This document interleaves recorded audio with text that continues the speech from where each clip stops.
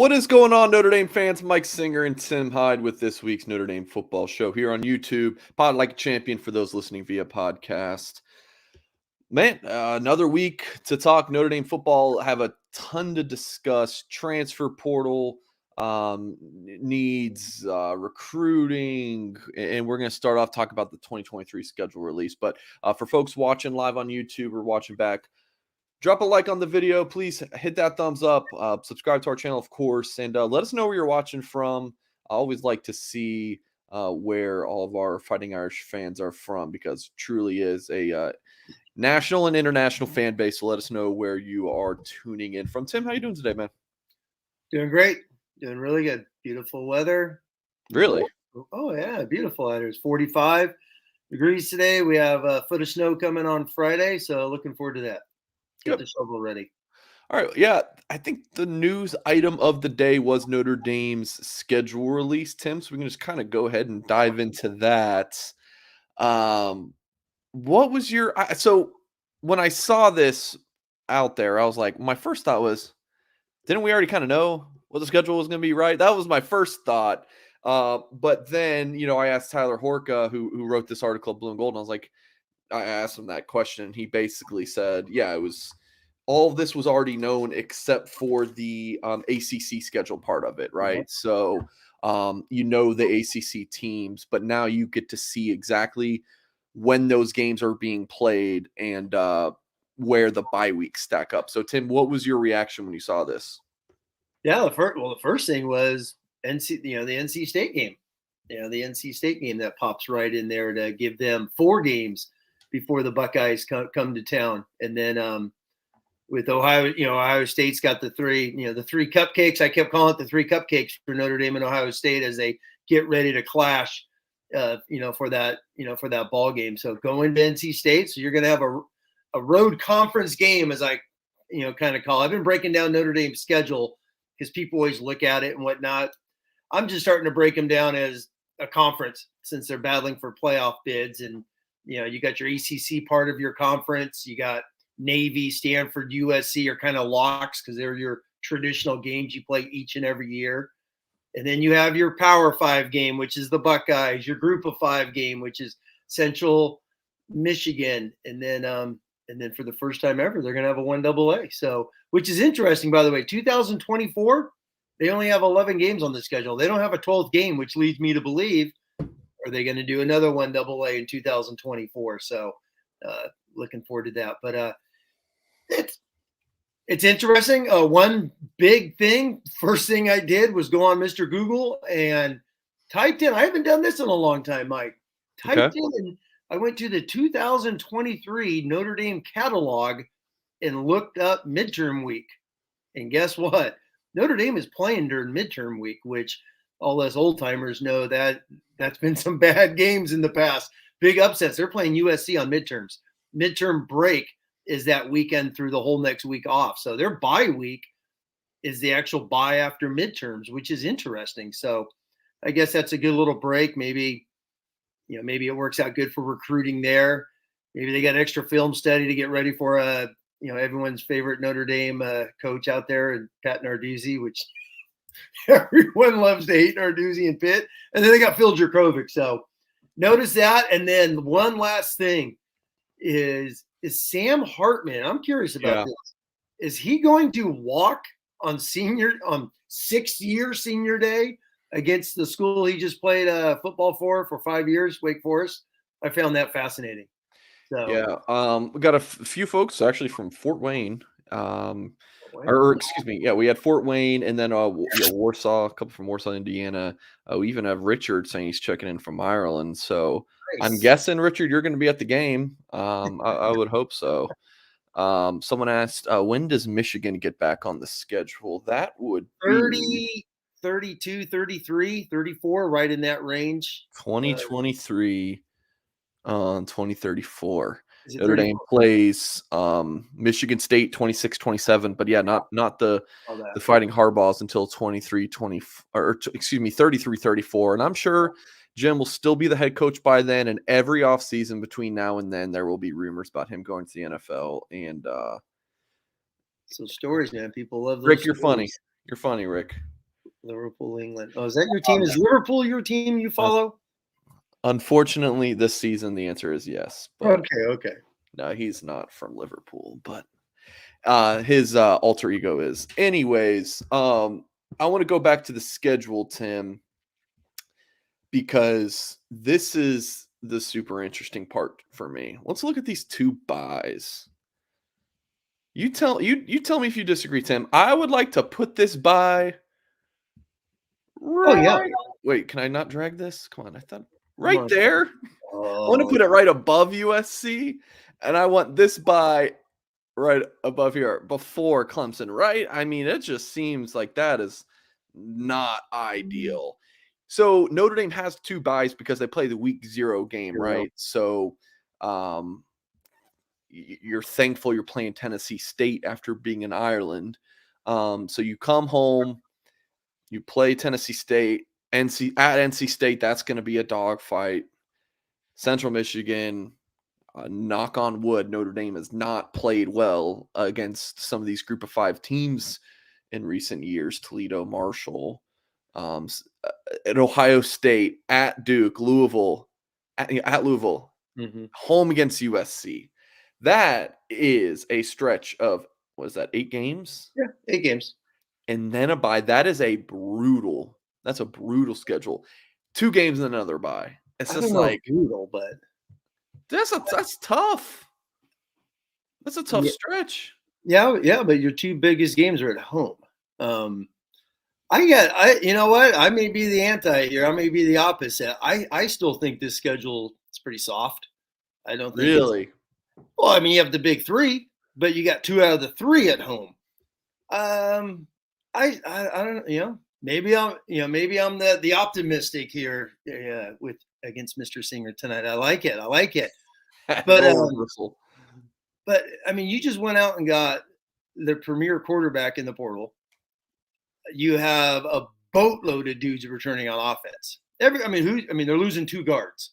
I think Harry Heastam will find 2 guards. Now they're guards who have a lot of playing time. Don't get me wrong. They'll find 2 guards. Obviously, they lost Michael Mayer, but they're not going to be throwing the tight end 175 times this year. So they're going to have a different style of offense. They did what they did with Mayer because they had to. All the running backs are back. You got 2, NFL offensive tackles. The defense, yeah, you lost Foskey, but really, I mean, did Foskey really seem like an All-American? Seemed like, a couple games here and there, but overall, good football player, no doubt about it. He's going to be a late first round, early second round. I think this Notre Dame team's got a ton of football players returning, a ton of experience returning, ton of leadership coming back. If Notre Dame struggles at Duke, Louisville, NC State, Marcus Freeman's got more issues than I think we were led on to believe. That's my gut going into the season. Yeah, you also picked Notre Dame to go undefeated last year, so I don't want to. If they beat Ohio State, we never did a game-by-game prediction, by the way. I said if they beat, except for every week, if they go into Ohio State and beat and win that game, they're going to the playoffs. And they lost. And then all right. Hold on. Let me pause real quick. Let me say one more thing on top of this, which you're probably going to say, which you've already led a couple minutes ago, is, oh, they struggled against those MAC schools. Hey, if Notre Dame goes out and loses to not Duke's ACC, but blows a Central Michigan, has another one of these games, once again, Notre Dame's got bigger issues.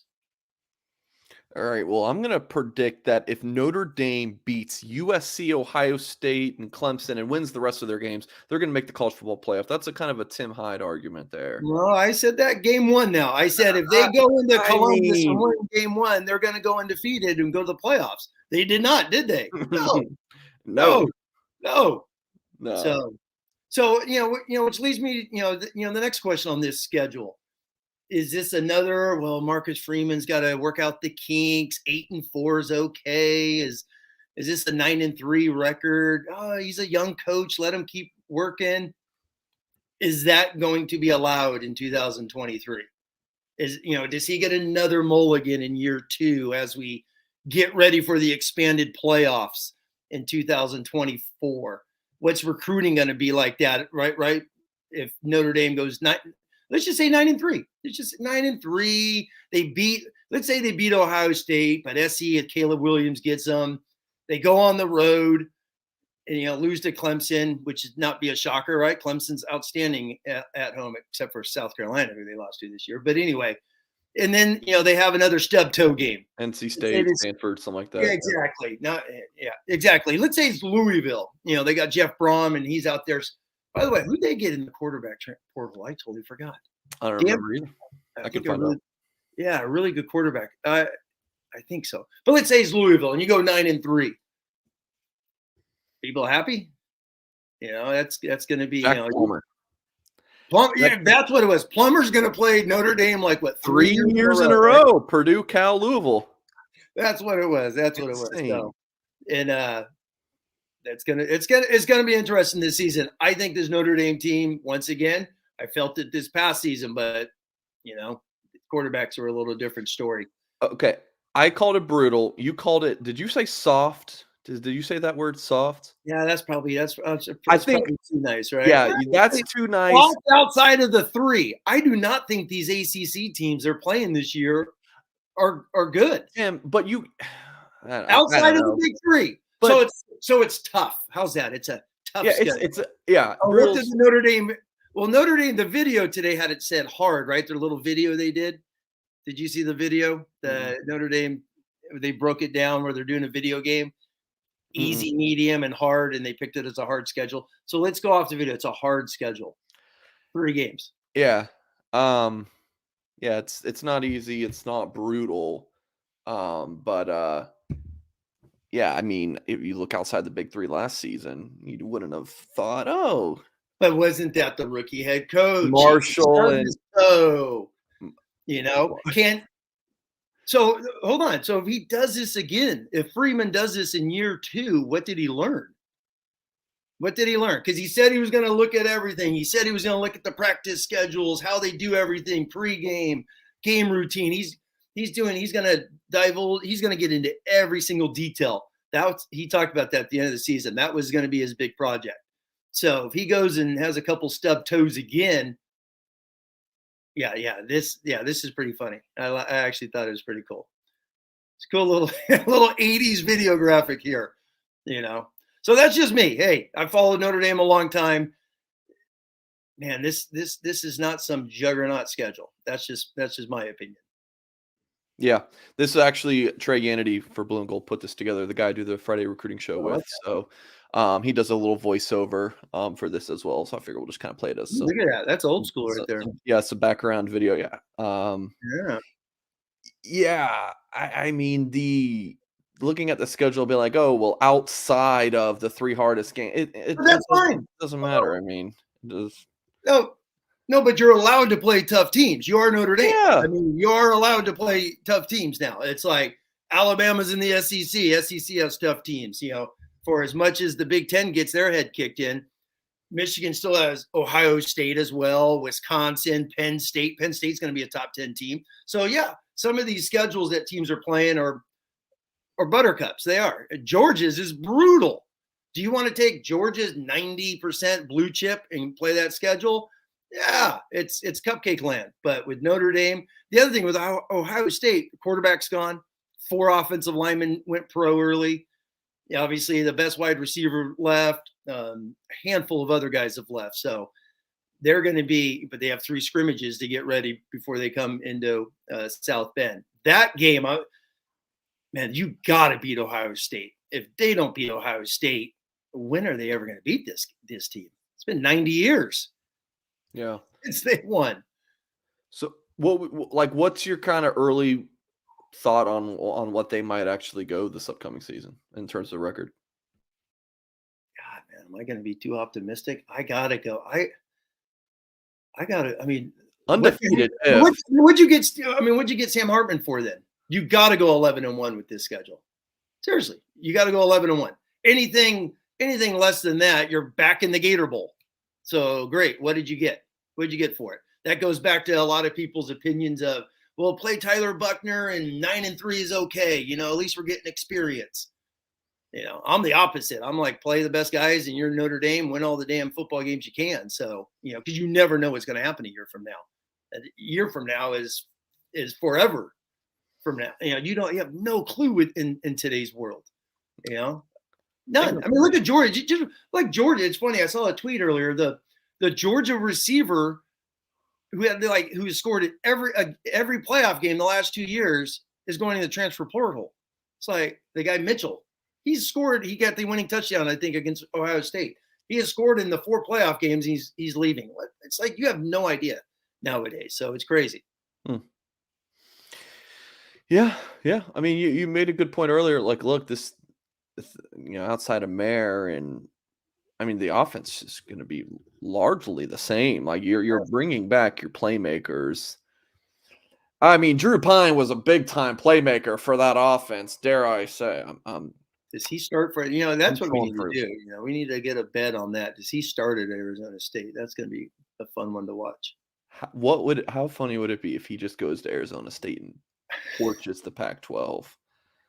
How does that look for Tommy Rees? And then Sam. Oh, and then whoever's playing quarterback for Notre Dame struggles. Oh my gosh! Now Hartman has 19 touchdowns, 14 picks. There you go. And then Pine has 20 touchdowns, 14 picks. Oh man, good stuff. Any other thoughts on this before we move along, Tim? No, it's a great schedule for Notre Dame to make a run at the playoffs. I mean, let's just be brutally honest. Yeah, big time quarterback, tons of experience all over the place.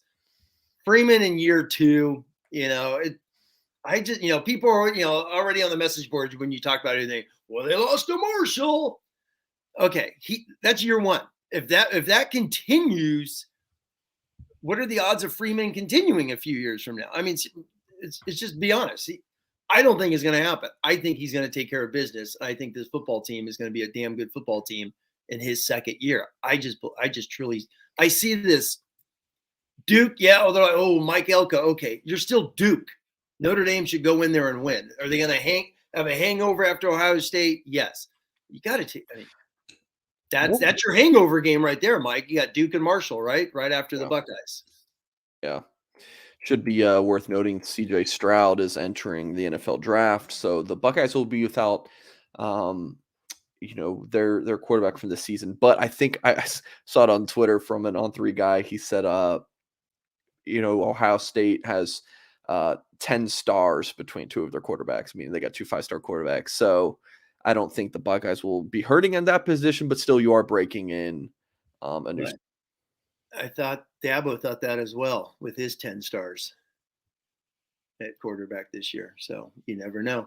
I'm telling you, this is a golden opportunity for Notre Dame to beat Ohio State. It just is. Do they have dudes? Heck yeah, they do. They're stacked. And a bunch of their defensive guys came back. So it's going to be a battle. I think I'm forever just projecting Notre Dame to go 10-2, Tim. Because it's just a good, safe record to choose. It's not like, if you pick Notre Dame to win 8 or 9 games, you're a hater. If you pick Notre Dame to win 11 games or 12-0, you're just this, homer. I think 10-2 is just that perfect, solid medium. I don't want to be 10-2. I don't.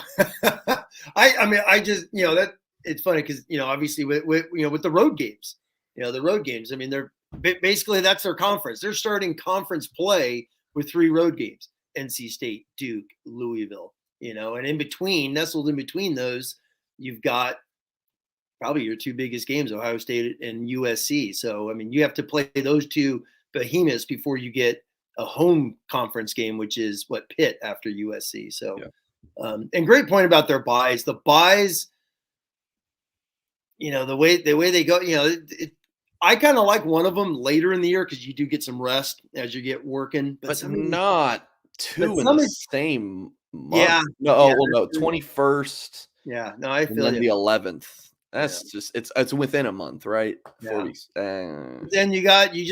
you sell out. You got SC Clemson Super Bowls. You guys are off, Monday, Tuesday, the following week. So you don't have to worry about a game, man.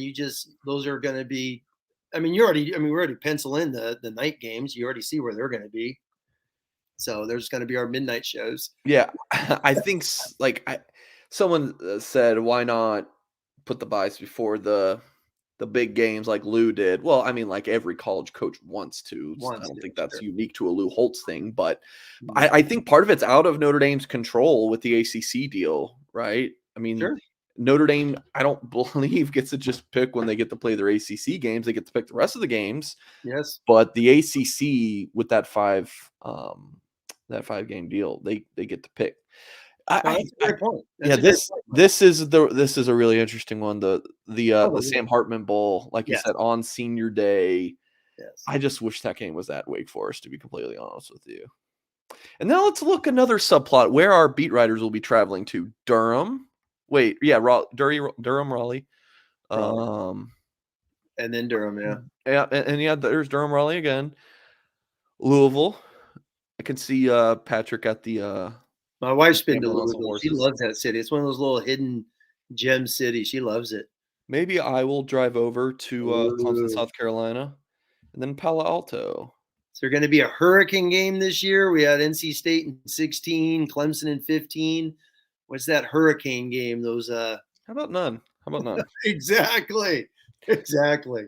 All right, Tim, let's move to talking some Notre Dame football recruiting. How about this guy? If folks are wondering kind of the latest in the recruiting process, I'll just touch on that real quick. Talk about Chicago St. Ignatius class of 2024 defensive lineman Justin Scott. Really an elite player. See, the recruiting prediction machine has him trending towards Notre Dame. For all talk about predictions being logged here recently, here's mine from August. So I will say that my confidence level in this one has kind of gone like this number, right? It's fluctuated a good bit. But currently it's up, but it could quickly go down. It's just Justin Scott's recruitment is it's an interesting one because he announced on Friday that he was going to be committing January 31st after he had just told On3's Chad Simmons in an article that he was looking to do like a spring summer commitment. So it's like you push things up, it's on your birthday, then Georgia offers. My biggest question is, does he stick with committing in less than 2 weeks? Because now there's talk about him potentially going to Georgia. And so yeah, did a video on that with Darren Pritchett. Also had an article at blueandgold.com tonight, so you can check all that out. So that's kind of the rundown of Justin Scott. Tim, did you want to add any thoughts on his recruiting process before we dive into what Notre Dame could potentially be getting here? It's been quiet. I mean, he's only been to Notre Dame last spring, right? When they did he hasn't been to Notre Dame, so to speak. End of July. He's just not. Yeah.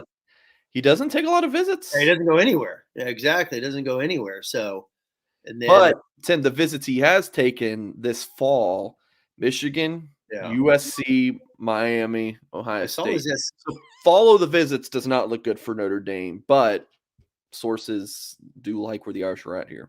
Yeah, I mean, he's down the street, so basically, right? They're right down there in Chicago, and I'll be honest. When this came out, when he came out, he's going to commit and all that. That's the first thing I said was, I don't think he's been, with his whole family. I know they came in, like I said, in the summer. They did a big photo shoot on the Golden Throne, and he had a great visit. I remember reading the articles and stuff like that, and then it's like you're down the street. So, obviously he plays big time Catholic ball. He's probably busy on the weekends, things of that nature. Just hasn't gotten back to South Bend. And then plays basketball. Yeah. Football. They have some games on Saturdays. No, exactly. So he's busy all the time. Not everyone visits all the time. And, not everyone's like the guy, Mr. Bowen, who went somewhere, every 6 days he was traveling to a different college. So not everyone's that, but, I was stunned. That he's committing, and now all the buzz is Notre Dame. I'm like, wow.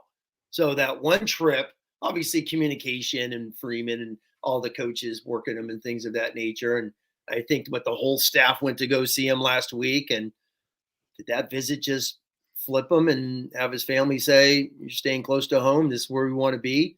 Because it was Ohio State was the rumor. I remember, he loved USC and talked about how he definitely wanted to come back. I remember reading about the photo shoot he did there and the Coliseum and things of that nature. I remember reading that. So it's just interesting because it's been quiet, and now boom, it's just blown up. 2 weeks. I'm picking where I go. Yeah.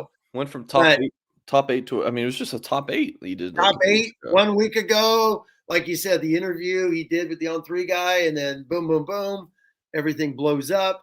But it's still 11 months away. So Still signing day. exactly. So is this going to be? This is where this is my favorite, as you like to call it. I've seen, some of the people. I know you talk about that on the message board, where commitments are becoming. Oh, this is my early favorite. So is this going to just be a whirlwind? Yeah. Yeah. A couple Good. thoughts before we dive into the film. One is sometimes you'll see like predictions go out and or various intel pieces on this various insider, whether it's me or someone else, feels really good about Notre Dame getting a kid. I always like roll my eyes and just like, and I see fans get all excited. It's like, man, this could just change so fast. So I feel like it's either, oh my God, we're so excited. We're getting this kid. We're going to sign every 5-star player, or it's, I hate everything. We're not going to land anyone whoever commits, decommits. It's always one of the two. And what I try to do as someone who tries not to be too emotional in reporting, right, is bring you to the middle and be like, all right, this comment from D-Rock is dumb. Verbals absolutely do mean something. This is a very dumb comment.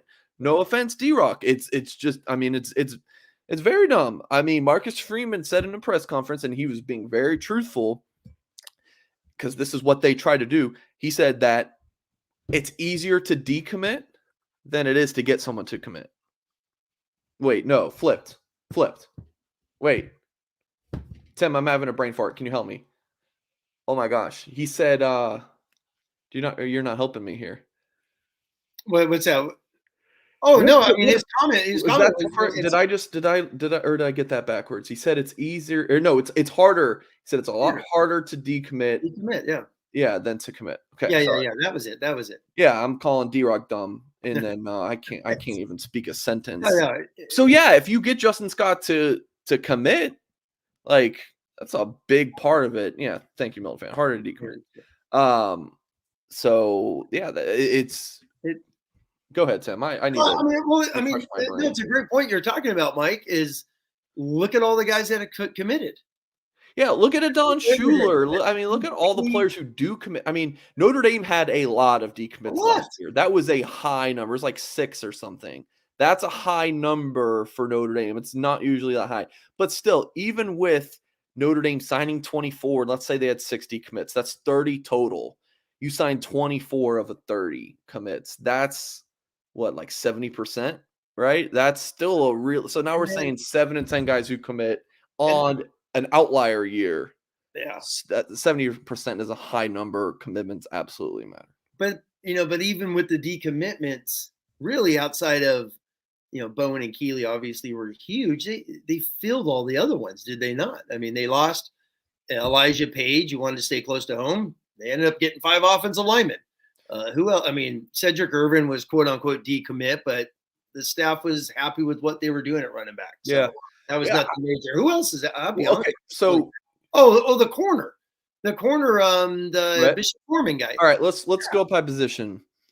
Dylan Edwards, which they did not replace, and Jade Lamar didn't replace, but did you meet 3? I wouldn't be super worried about that. They're not playing this year anyway. Page, talked about Page. There wasn't any receiver decommitments, right? And chat, you guys help us out in the comments. Defense line, Keeley, so that's 4. Yeah. Bowen, Rhett, I think that's 6. And I would argue with the transfer portal with Jean Baptiste and Harper, at least you filled those 2 guys for their year one, because I think Keeley and Bowen could have played year one. So you at least added depth pieces in the immediate future. So, but yeah, going back to the Scott thing, would be absolutely huge here, and Notre Dame would be able to get him on campus very easily. It's a lot different than the Peyton Bowen thing, and Bowen did visit a bunch. Yeah, like he came to the Clemson game, correct? Clemson game, yeah. So I think he visited the Alamo, the Alamo Bowl. Geez, Louise, Tim, the Shamrock game. Didn't he go to that? He didn't go to that one. A lot of other guys did. Okay, I can't remember if he went there, but I did. I did stroke out there for a second. Thank you, Milton fan. My brain just stopped working, and Tim couldn't assist me. Oh, sitting there like, okay, The hell is where are Mike you saying? going? Where are you I'm going? sorry, people. I'm sorry. No, but it's true. It's like if you commit, I mean, half of these dudes aren't going to later flip. I mean, you're going to. I mean, Notre Dame's a lot different, and it's proven that over the years. When they commit, these guys usually stick, and especially this last year with Marcus Freeman, he had so many guys commit early, and you talked about it a million times in your articles. How many guys kept going after Love and Great Great House, house. you know, Flanagan. Flanagan nonstop. Even oh my God, Jagasaw with Michigan kept calling all the way up until the end. People kept calling these guys, and with Scott, you get Scott now. You're basically getting two true 5-star talents, and out of probably three, right? With Williams at receiver, Scott at D tackle, and CJ Carr. Yeah. You're getting three of the premier Midwest football players, which is awesome. When you got Ohio State down the road, who's just been dominating football. Hey, D-Rock, that's fine, man. Hey, you admit it. I'm just messing with you, man. All right, let's dive into this comment. Appreciate the $2 for the super chat. He says, could he be another Chicago kid like Zorich? It's an interesting comparison, Tim. What do you think about this one? Oh man, it'd be great to get. Obviously, you got a big stud. I mean, he's Chris Zorich is, Chris would, let's get Chris back on here, talk about Chicago, D tackle play, but he's a lot bigger than Chris Zorich, that's for sure. When you watch him, the first person I think about is just Stephon Tuitt, just his size, athleticism. So we're seeing him at offensive line here. I'll be honest with you, Mike. I probably shouldn't say this.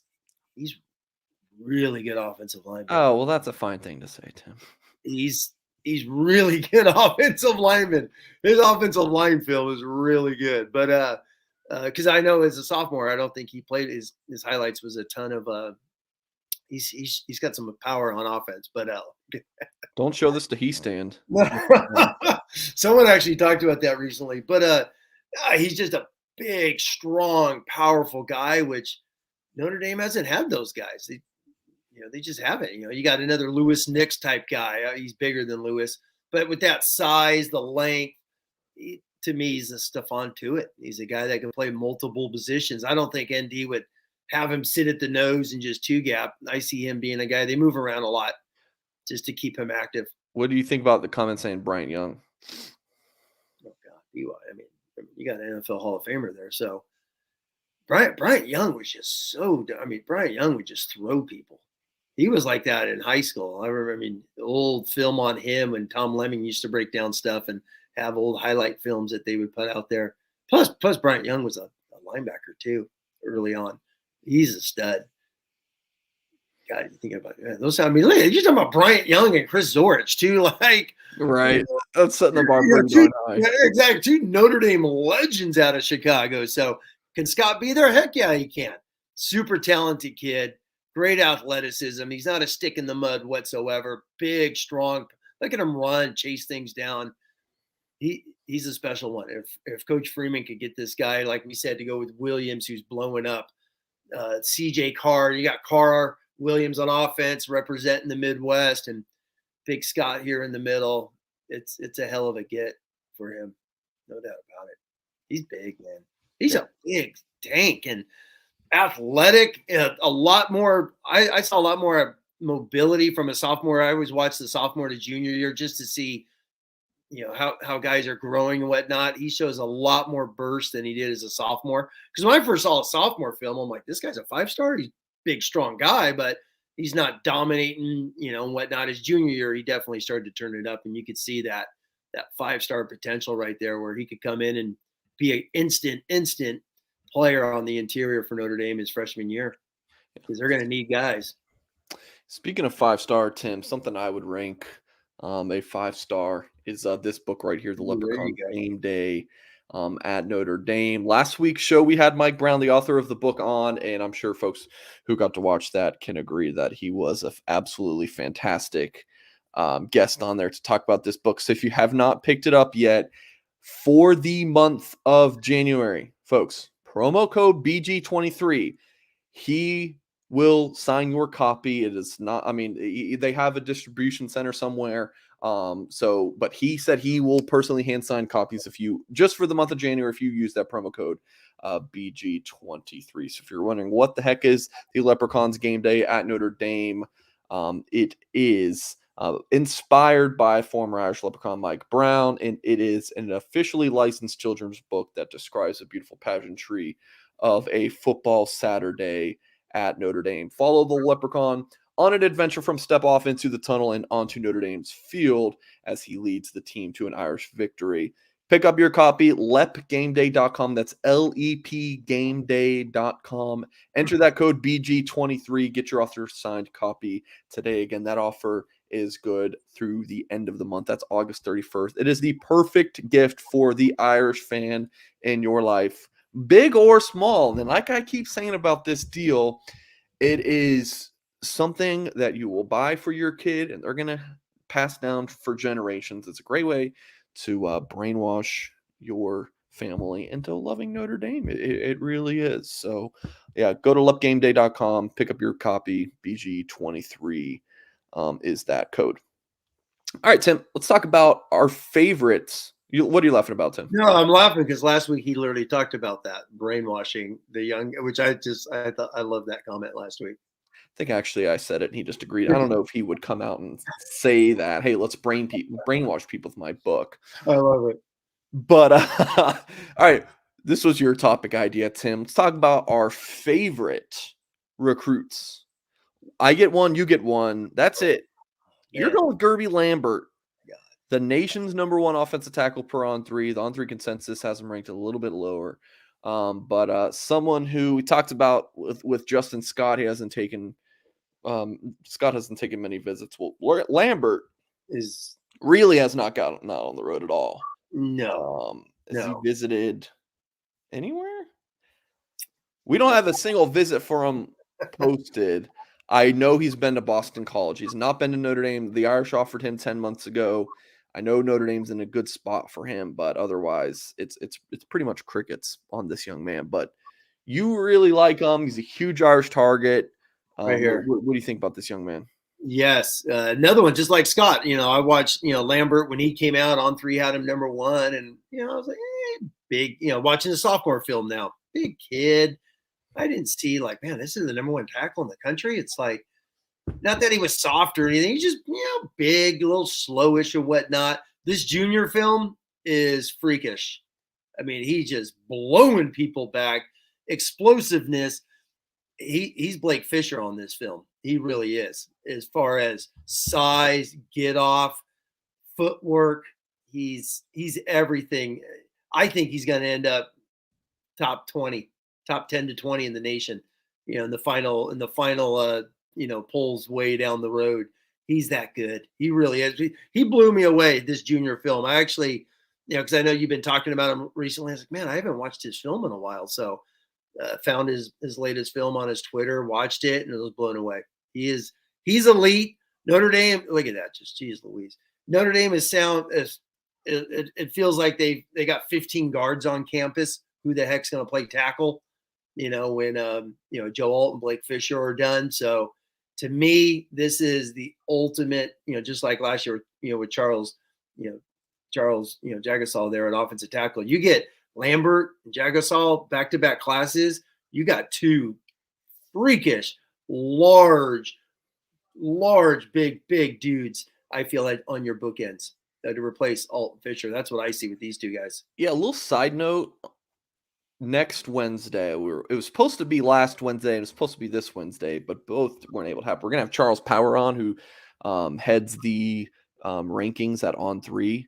So that definitely tune in next Wednesday because Notre Dame had some risers, Notre Dame had some fallers among the 23 signees. So we'll get to talk to him about that. We'll probably talk CJ Carr in the 24 class. Cam Williams is a guy that he has ranked very high. So definitely tune in next week.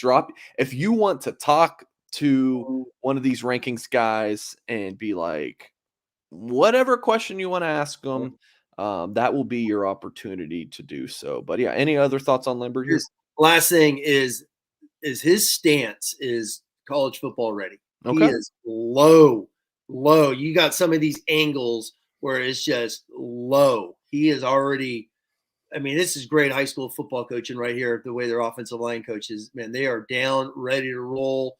He's a knee bender. All those little offensive line terms that you have. That's what I'm saying. When I watched this junior film, I was blown away by how much he has improved from his sophomore year. So, I'm going to tell Charles Powers at the end of the day, I truly believe he's going to be in the national top 20 when it's all said and done. He's that good. Very, very excited. I know you said, I know Coach Heastan was just there with a couple of days ago or yesterday, correct? Visiting him. So I hope someone is visiting him next week because one coach is allowed to visit a school a week, I believe. So I hope Coach Parker's there next week. Coach Reese the following week, whatever. Someone needs to go say hi to him every single week until he visits. Yeah. I just texted a coach at Catholic Memorial to let him know to give our best to the offensive line coach at Catholic Memorial because, Derby is definitely a good looking player. All right. This is mine right here. Maybe this is many moons ago, I was a high school receiver, and just what Jeremiah McClellan does at this position is just absolutely fantastic. So he's listed at 5'10 and a half, 190 pounds. He's ranked outside of the top 200 nationally per the consensus and on 3. Let's see if any of the websites have him ranked. I mean, the highest is 153 nationally. I personally think that this kid's an absolute freak show. Not just from like athletically, I think he's a really nice player. I am a sucker, an absolute sucker for versatility. I mean, what this kid does from all different spots on the football field, the double move, you'll see him play wildcat quarterback. You'll see him line up in the slot, in the outside. Think like Avery Davis with just how he's able to do a lot of different things, right? And when Avery Davis is healthy and playing well, like what would his peak year have been? Like 2020, the year they upset Clemson. Think like Avery Davis versatility with the upside that Lorenzo Styles offers, but hasn't really tapped into. That's what I think about Jeremiah McClellan. He's got the burst and that great athleticism, but he just can just do so much. He is such a smart, heady football player. I am a huge fan. I got to see him play in person, and he was outstanding. Yeah, here he is on a little jet sweep even. So, man, he looks bigger than 5'10 and a half too. He's a really nice football player. Tim, what do you think about him? And someone who Notre Dame really, really wants in this 24 class. They signed his teammate in 23, Jeremiah Love, and now they're after him at 24, or after this year in 24. Great pick because I think he is one of those must get as well. He's Notre Dame. Notre Dame. To me, he's like one of those 6 foot fast dudes. And it doesn't seem like Notre Dame's had a lot of guys like that, like you're saying, who could do so many things on the football field. I always go back to the film when when he played Ryan Wingo's team, and you were there, and he's so good. And some of the film that best you player in the field, my have. I mean, that big time high school football. Those guys going at the athletes on that field, and he was a dude out there. And then there's this game right here. He's playing against one of the top teams in Georgia. Oh, nice. He's legit. He would be a huge get, for this football team. Great speed guy, and out to me, the same type of thing you're saying. He could play outside, or is he a true slot? Get him the ball multiple ways as a slot, but he is vastly underrated when you look at guys because which is fascinating how he is low comparable to so many. We always talk about receivers between 20 and 40, man, flip a coin. Yeah. There's so many of them. Probably 15 to 40. There's so many of them. He's a good football player, and I really hope he's in this class because I think you get Williams out of Chicago, man, those two right there are outstanding football players. That was one heck of a play design there. I like that. Yes. Yeah, speaking of that 15 to 40 range, going back to we're having Charles Power on next week. Mm-hmm. Rico Flores is ranked so low by On3 that when people say someone is criminally underrated, I roll my eyes. I'm like, are you like criminally under? Like, get out of here with that crap. Rico Flores might be. That's the one. That's the first time in 10 years of in this business that I think someone might actually be extremely underrated. Like, we need to put out a warrant for one Charles Power for Here's that your one. Wildcat. No, Yeah. he's a special kid, and you get that, and you just keep building on this St. Louis. This is the game I was at here. Yeah, Let's see if we can spot Mike Singer. It's always one of my favorite things.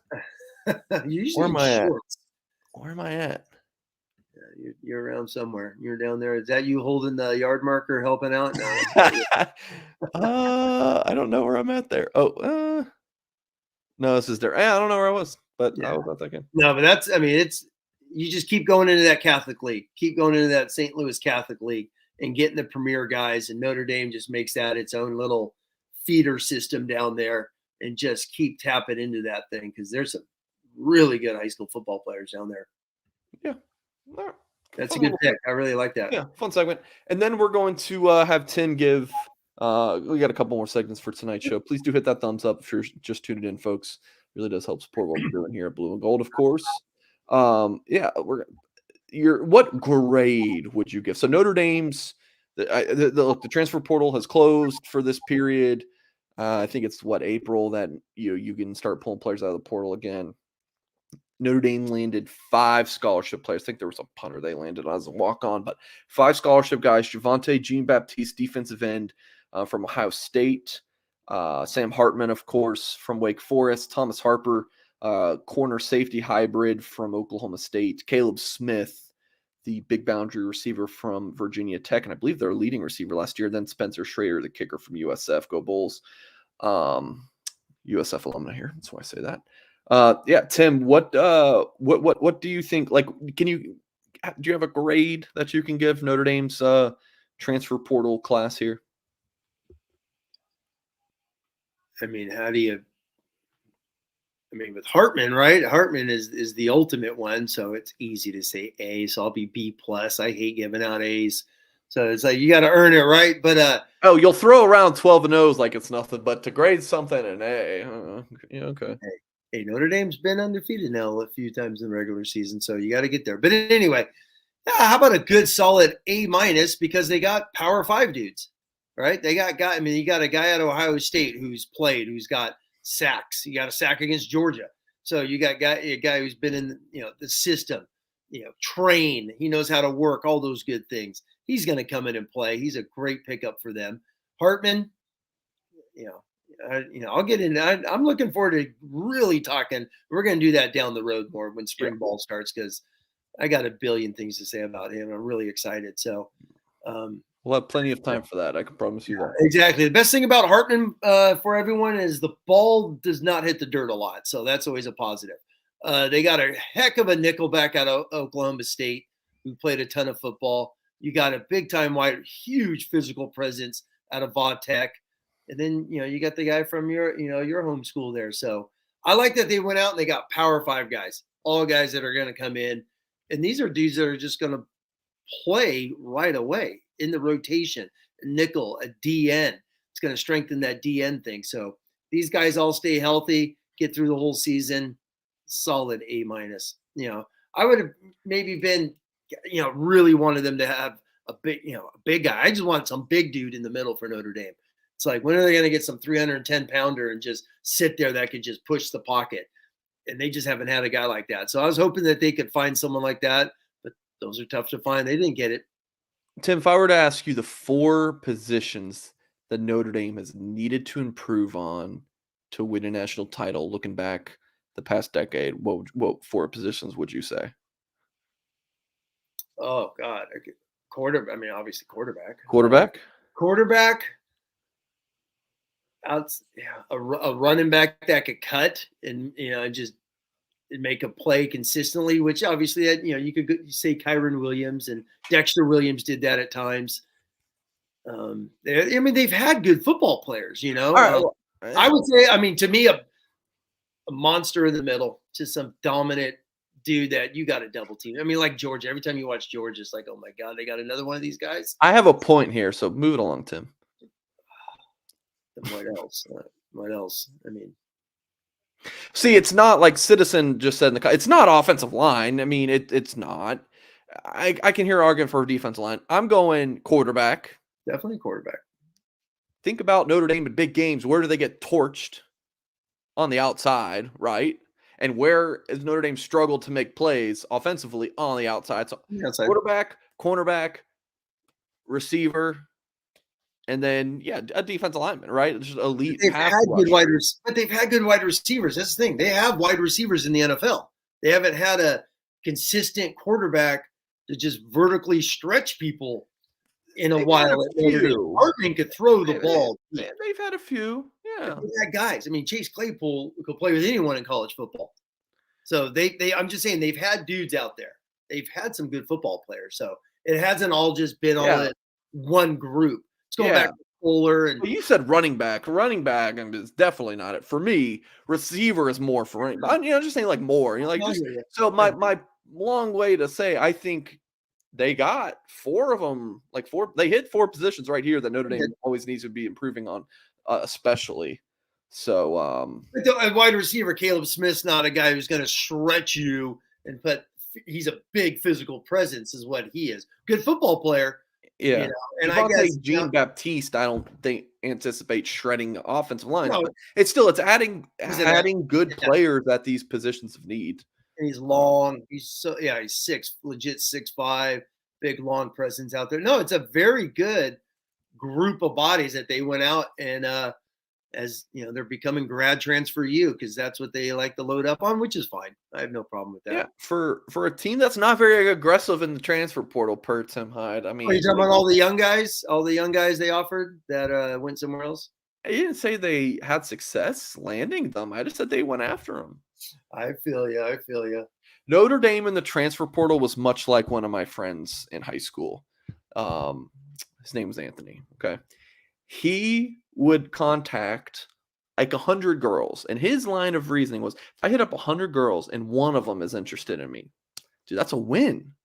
That's kind of how Notre Dame was in the portal. They cast a very wide net. They were looking everywhere. I'm like, I always get the question from people. It's like, does Notre Dame have someone who just monitors the transfer portal? And I'm thinking to myself, you think an operation as big as Notre Dame, they're not checking the transfer portal every 10 minutes? Yeah, so they were looking far and wide everywhere. And every position pretty much so I would say they absolutely were aggressive. No, they got some really good. I'm giving it an A. I'm giving it an A. I think, especially with Hartman, right? You got arguably the best transfer portal quarterback, arguably being the key word. So some people, Hartman's not their cup of tea. Others, he is. Oh, is the slow mesh thing going to transfer? You can have that conversation, but his experience and what he's done. And the A, Harper's been banged up. He's a violent, forceful player, but he's been banged up a ton. Mm-hmm. And I'm just curious to hear about Caleb Smith when spring ball starts and what Patrick and Tyler have to say about him. Is he a guy that could, go up top? I'm really curious to learn about him. He's a good-looking football player, and you watch his Vautech highlights, though. Real good player. And then Baptiste, like you said, he was a backup at Ohio State, but they've had some NFL dudes in front of him as well. So yeah, fair. Oh, well, folks, let's move this thing along. But first, let's hear from one of our sponsors in Rogue Shop. Folks, please do head over to the website, rogueshop.com. Husband and wife outfit, as Mr. Rogue and his wife, Shar, are craft cannabis farmers who specialize in small batch sustainable plant medicine, a true holistic type of small business. They farm and grow all of their products themselves. Rogue Shop sells CBD, THC edibles, tinctures, smokables, bath salts, pain creams, topicals, vapes, candles, soaps, and more. Do everything by hand. Again, their website division is rogueshop.com. Their website has a 24/7 chat feature where customers can ask Mr. Rogue and Shar any questions they might have. Again, rogueshop.com. If you have any issues sleeping or chronic pain or any anxiety and stress issues, and you can use promo code blue and gold to get 10% off your order. Again, folks, that is promo code blue and gold. That's just one word, blue and gold. over at rogueshop.com. Please do head over and check that out. All right, Mr. Hyde. I think we've got one more topic. Something that you absolutely love to talk about. When you texted me that you wanted to talk about this, have to admit, I rolled my eyes like, really? You want to talk about blue chip ratio again? But Notre Dame does have an 86% blue chip ratio. It's early in the 24 recruiting class for the Irish, just 7 commitments. But that blue chip ratio means your commits who are ranked 4 or 5 stars. So Notre Dame has 7 commits, 6 of them are ranked at least. Is that right? Yeah. 86%. 6 divided by 7, 86%. That doesn't sound right. Okay, sure is. I'm an idiot. Today I've been struggling. But yeah, Carson Hobbs is ranked at 3-star. The other guys are ranked as all 4 stars. So yeah, you want to talk about this, Tim? Well, yeah, I mean, just real quick on this was, as we start to talk about, 2024, Notre Dame had the big, junior day, bunch of visits. I know you've logged some predictions, and I just started looking at the top 20 guys, so to speak, if Notre Dame gets these guys. Some of the guys you've logged predictions for, if they get, the tight end out of Nebraska, you get the running back they just offered out of Chicago. He's only a 3-star. So you just start, the offensive tackle, they just offered in Indiana. If they get him, who's a 3-star, but Lambert's going to be a 5-star, it balances out. And then, so I just went 20 guys. I just threw 20 names up and started looking at them. And I was like, holy moly, if Notre Dame does this again, they're going to be right under 80%. So they will hit. They're going to hit more than likely, assuming all goes good, obviously recruiting, they're going to have 3 straight years of 70+% blue chip in the consensus rankings, which, I'm going back, 20 years. It's never happened at Notre Dame. And this is why I just wanted to bring it up. I just started looking at it. They've been 77, 79 the last 2 years. If the season ended today and they signed the top 20 guys, I'm just hoping they sign, they're going to be in the high 70s again, 79%. And that's off the rankings as of today. And then Weiss had 83 and 96% back to back, but he had 68 and 56, the 2 classes that bookend that. So Freeman could be right on the tail end of doing this 3 straight years, which if you do it over the last 2 years, as I've talked about, only the Buckeyes, the Bulldogs, and the Crimson Tide are the only programs that have done it the last 2 years in 70% with Notre Dame. And I found that fascinating. And then another thing I just started researching is going back to having a player, because, we're talking about players and rankings. So using the 4 services, who's ranked in the top 10 of positions? And the class of 2013 had 15. This last class was 14. This class that Marcus Freeman could sign this year is right now 14 out of my top 20 prospects are at least ranked in the top 10 by 1 service. So you're looking at another premier class, which Freeman just signed, on top of, looking at that 2013, which has been the linchpin over the last 20 years. That, and I would, one of Weiss's class, and really going back to Brady Quinn's great class of 03. So I just started rummaging numbers today. I found it interesting because people get nervous with recruiting, and someone even posted on the message board, why is Notre Dame looking at all these guys that aren't ranked and a lot of 3-stars? And it's like, well, look at Hillman, right? I mean, that guy was going 1AA football, and now he's almost a top 100 player. Yeah, exactly. So like I said, just started looking at bodies, and I was just fascinating how many blue chips Notre Dame is on. I know people get hung up on the 5 stars and are they getting this Florida guy and whatnot. Coach Freeman could do this 3 years in a row, which is just awesome. By keeping that class when he got hired from falling apart, heck of a class this year. And I've been saying, I really think 24 is going to be better than 23 when it's all said and done. Derek says he loves Zibikowski on the other night. That was fantastic with Goolsby and Zibby. I mean, I felt like Tim Hyde just sitting back eating popcorn, just kind of watching these 2 legends talk it out. So yeah, if you have not watched our show from Sunday night, skip through the first 6-7 minutes or whatever when we had technical issues, and then the rest of it was just absolutely fantastic. Appreciate the 5 from Derek. So will be the last comment, and then we're going to get out of here for the night. Do you see Notre Dame winning against the Big 3 being USC, Ohio State, and Clemson next season. Appreciate you as well, Derek. What do you think here, Tim? Hey, on spot. When you're win your home games, just win the home games, right? Win your home games. That's the way. Can they win? Of course they can win. They have their Notre Dame is going into this season with a quarterback, people. So whether, once again, like Mike has talked about, whether you're pro Hartman or having concerns, and real quick, he said something. We'll get into this later. I've watched a ton of it. This slow mesh thing, they don't run this. It's like the scan offense. Everyone freaked out. Reese is running the scan. Then when you do the game plan, you're like, they ran it 8 times in a game. It's like people act like it's every – the slow mesh, he does a handful of times each and every game. That's it. Third down, zero mesh. He's a drop back quarterback, people. So they're going into this season with a big time elite quarterback with a lot of dudes returning. Just win the 2 home games, right? Let's don't worry about Clemson. That's down there. It's when I'm telling you, Mike, I literally, I just can't wait for the Ohio State game. I think that game is just going to be electric in South Bend. All right. This show has been electric, Tim. I appreciate you for bringing it tonight. We'll be back next Wednesday. Yeah, again, definitely tune into that one with Charles Power, the On3 Director of Scouting and Rankings. I'm going to have to give him a warning that, hey, we did let people know that they're going to be coming with their questions. So be ready for your live appearance here at Blue and Gold. Really smart, sharp guy. So that should be a lot of fun. My big question for him is going to be, what the heck were you thinking about? We're going to pop on Rico Flores tape and be like, dude, tell me what you're thinking here. I think one thing is we just look at it from a Notre Dame perspective. Like Rico Flores, there's 62 receivers ranked higher than him. How could that be?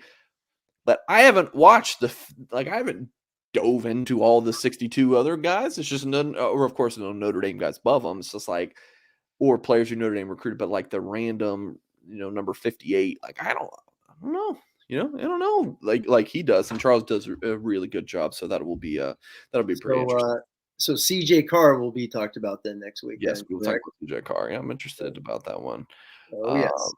So, all right, folks. Well, that's going to do it. Fun show. Friday we'll have our recruiting show with myself and Trey Yannity. We posted other videos today at Blue and Gold, so please do check out those as well if you need some more time to pass as your day goes on. We'll catch you guys next Wednesday night with one of these shows. Do check out all our content on our YouTube channel and as well as blueandgold.com, folks. Really appreciate you, and as always, we'll catch you next time.